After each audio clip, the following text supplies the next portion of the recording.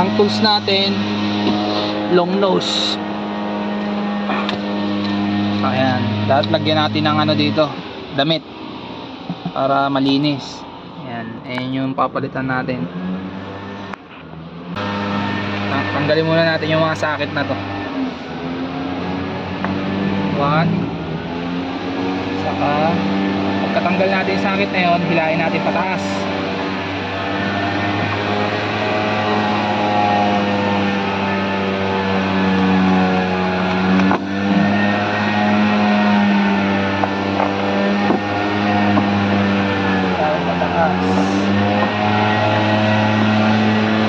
Tatanggalin natin itong isang piece na to.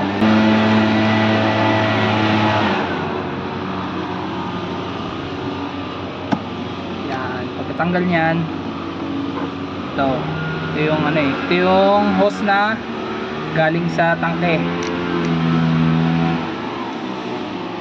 Tatanggalin natin yan.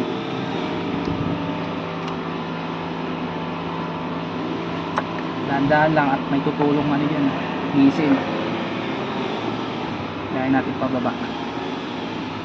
Yan yung hose na galing sa tangke. Ayan o, hindi natulong. Tapos sa kabila naman, ito ang hose na to. Ito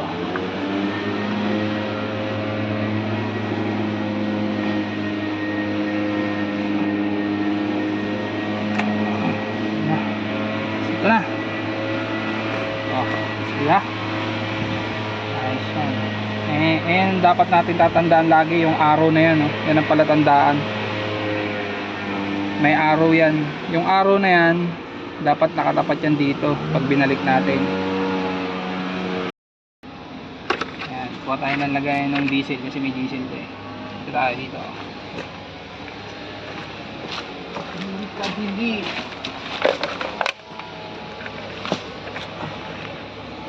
Natin ng diesel, pamunas.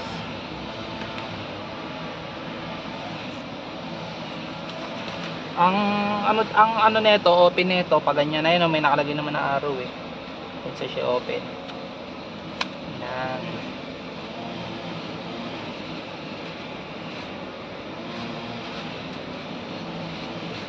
Yan natin yan.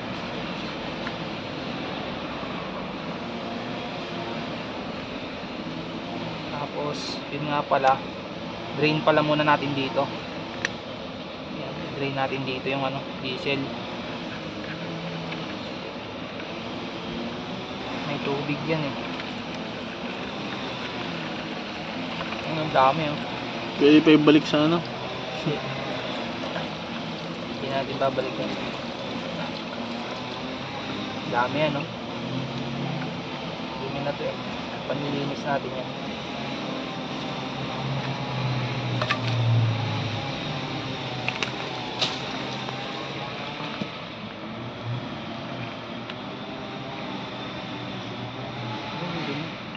Silahin lang natin ito dahan-dahan.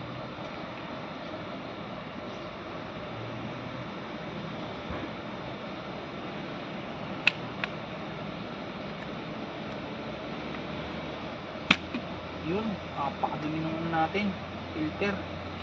Grabe. Oh. Grabe yung loob, oh. Dumi oh.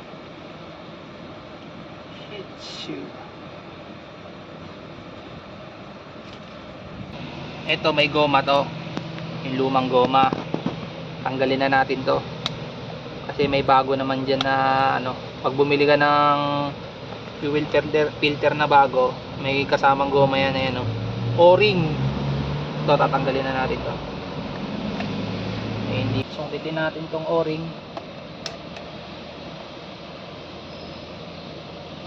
Ayan. Hindi na natin gagamitin yan para tayong basahan na ano.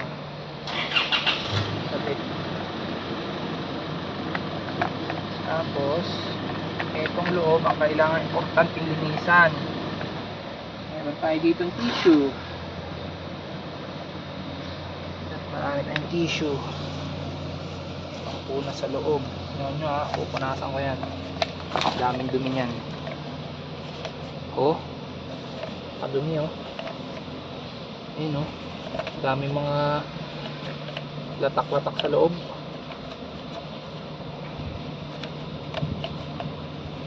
Marami dumi oh. Sa loob. Okay. Okay. Kakabit na natin yung mga pyesa natin bago. Ito yung bagong goma. Ayan. Kakabit natin dito.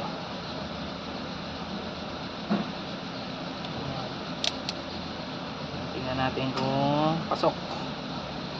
So after that, salpak na natin tong ating bagong new fuel filter. Yan o. Salpak lang natin yan dyan. Yan. Okay. Approved. After that, ayun sinasabi ko kanina, yung dapat ito nakatapat to dun sa may arrow. Saan yung arrow kanina? Arrow kanina. Ito. Ayan yung arrow na yan, no? Ayan yung arrow. Natapat natin yan dito. Ayan.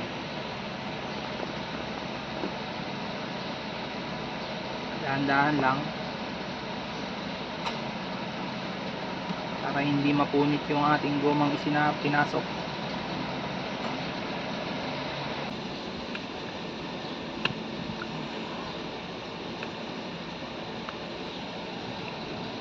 Okay, yun na. Ayan natin.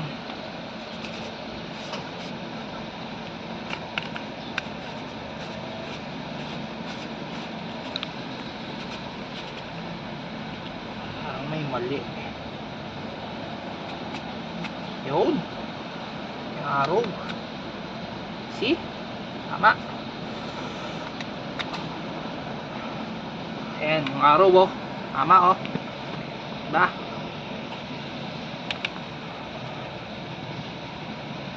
Okay, tapos balik na natin yung ating drain plug. Nasa muna natin at madumi.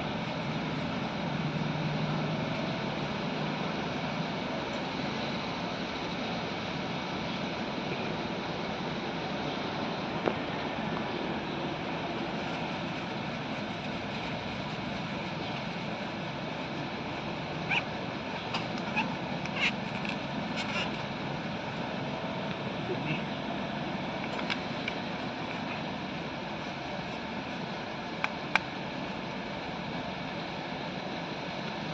Okay. Bah.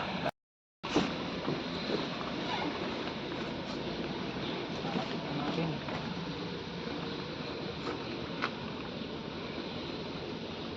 Punasan muna natin para ma-sure. Ayun, kakabit na natin. Ito muna. Kakabit muna natin tong hose na galing sa tangke at bubombay natin.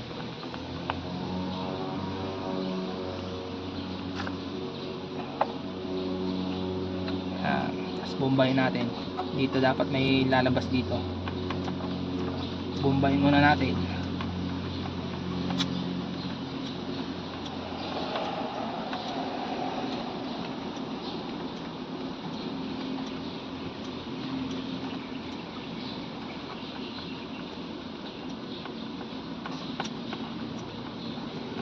Yung may lumabas na diesel dito sa kabilang butas.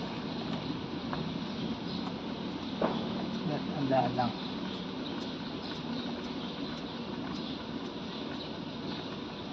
Yun, meron na.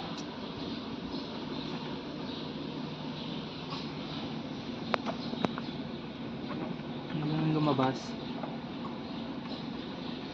Ikabit pala muna natin itong isang sakit dito.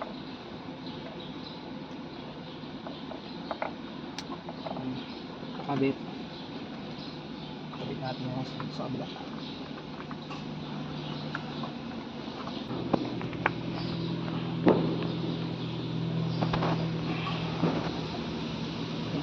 Salpak ng mga hose.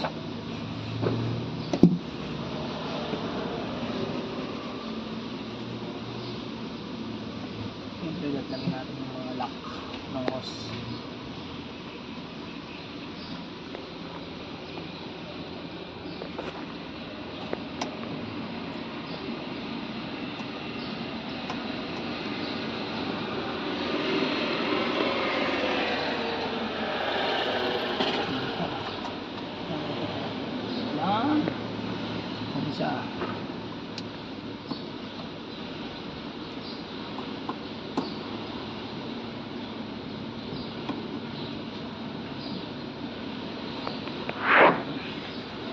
Tapos punasan natin. Tignan natin ito isang socket.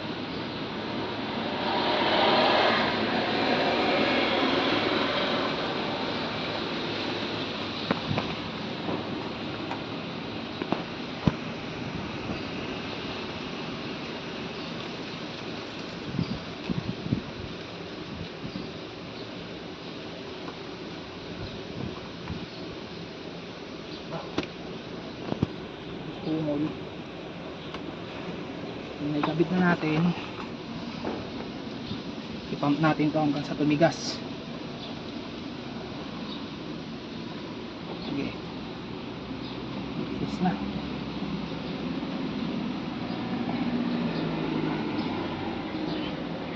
Tapos kuhain natin yung susi, pandaran natin.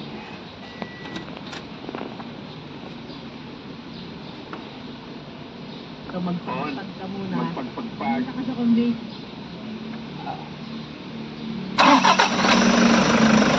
One click. Siyempre habang umaandar yan, pump uli natin. Limang boot yan eh. Ayan o. Pump uli natin hanggang tumigas.